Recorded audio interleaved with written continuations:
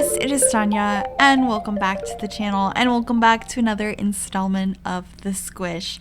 Today, we are building a very small, tiny house in the world of Oasis Springs, and I feel like this was very inspired by a couple of different pictures I found on Google because I just really wanted to make something kind of simple, but I needed a little bit of inspiration, so it's kind of combining a couple of different images that I found online. And I also used these little awnings as the roof because it's more textured and I thought that looked pretty cool. And I got that idea from another YouTuber, Dr. Ashley. She's super sweet. I met her at EA Play in June. I will link her down below, but in one of her more recent videos, she did this with the roof and I was just like, that looks so good. So I had to, of course, give it a go myself. But anyway, this ends up being a 1-bedroom, 1-bathroom tiny house. It is starter price. I mean, you can move right in here, but you're only going to have 7 simoleons left. It is 19,993 simoleons. But you can move right in. So, I mean, you're going to want to start a job immediately or you're going to be very unhappy. But I think it worked out pretty well, and also I think this is the first tiny house I've ever done that has laundry in it.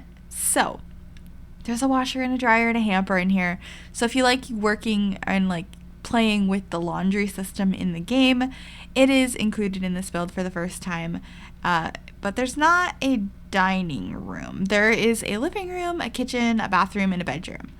So you could always add a dining table outside someplace, though. I did not do that in this build. However, there is a decent amount of landscaping, and I used a lot of the stuff from the Live Edit Objects cheat so that it would not cost a bunch of money, because I did want to keep this, starter price.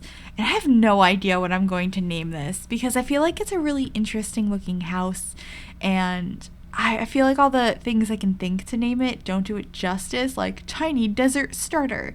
But watch that be the name of it. That might be the name of it. I guess you guys will know. But I will figure it out before I upload it. I have a feeling it's going to be called that, though. But I put these columns on all of the corners of the house because I thought it looked nice, a little bit of extra detail. But of course, if you need some money, that's something that you could easily delete for extra cash while your Sims are earning a little bit of money while they're moving in here, since it is a bit of a pricey starter house, just a little bit, having $7 to your name for a bit. But I was very, very happy with it, and I of course had to use my favorite color scheme of black and brown.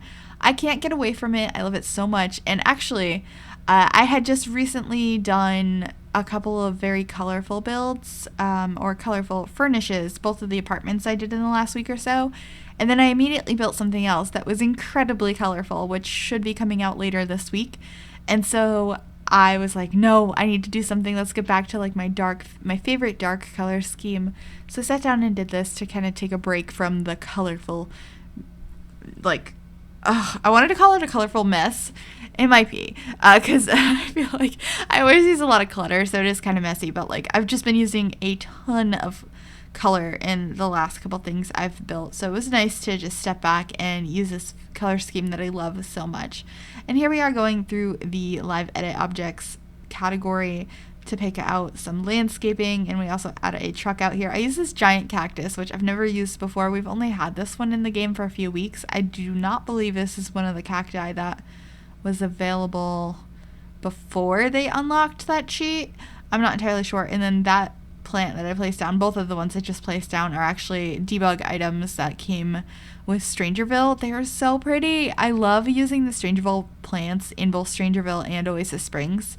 They just have so much life and detail, and they're beautiful, and it's just really nice. I like building in the desert environments quite a lot. I feel like when the game first came out, I did not like Oasis Springs, but I definitely like it a lot more now. It's just a really different place to build.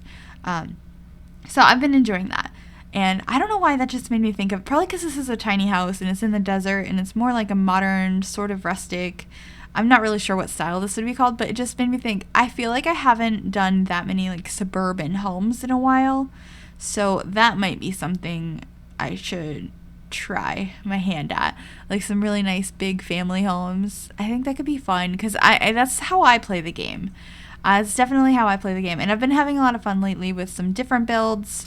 And so I think just going back to the roots of that would be kind of nice. But we'll see. It all depends on what sounds fun in the moment, and this was not on my to-do list to do this build at all. It just sounded fun, and I started working on it, and it happened, which is usually how my favorite builds come to be, when I have no intention of building something and I just start building because I feel like doing so in the moment. And I'm really happy with how this one came out, even though it is a color scheme I've used a lot, and I didn't decorate it as much as I would have liked to because I wanted to keep it a starter price. I also switched this window out up here. I kept deciding back and forth between the base game window and the one from Island Living, but I went with the base game one in the end, which I think worked out pretty well. And then back here, I do not keep those two windows. I get rid of one of them and I put a smaller window in the place of the other one. And I fiddle with this floor plan a lot. You're going to see me like trying to figure out where the heck I'm going to put a bathroom. But I figured it out in the end. It's just kind of a weird layout in here.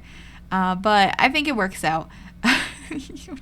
It's funny watching this struggle because I really had no idea how to lay out this tiny house. I was like, what are we going to do here? Because I really didn't want to split up those two windows in the back. I wanted that to be like a living space.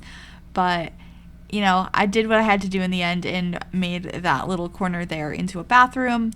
And then the section next to it ends up being a kitchen. We'll extend a half wall out and kind of have it wrapping around there. But we're just painting everything to start. So we have, something on the walls. I don't know why it bothers me so much. Like, I can't furnish things until I paint the walls.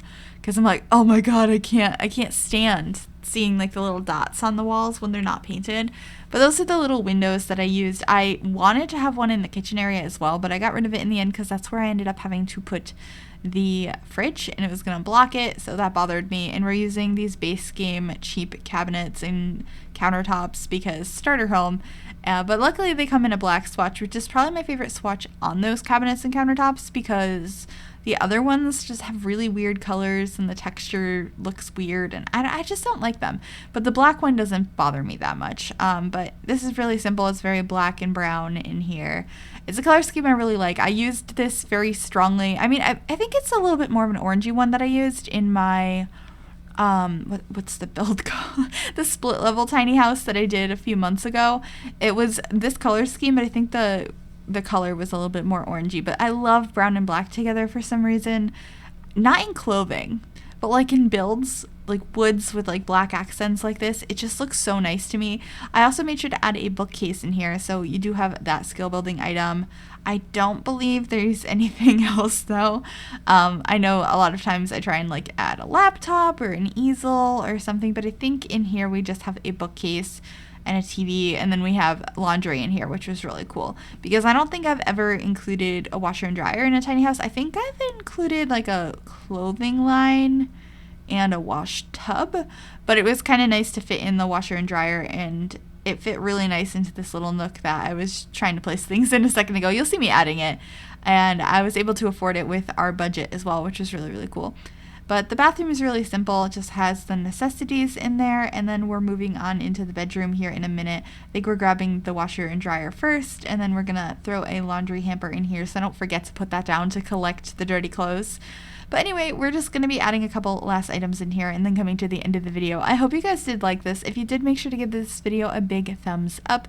You can also subscribe to the channel if you have not already. And if you click that bell, it'll turn on notifications so you'll be notified of every single time I upload a new video. But we're just going to add a couple more pictures up on the wall. Use the last few simoleons we have, bringing us to 19,993. And now we're going to go into screenshots. Thank you guys so much for watching, and I'll see you all soon. Bye, everybody.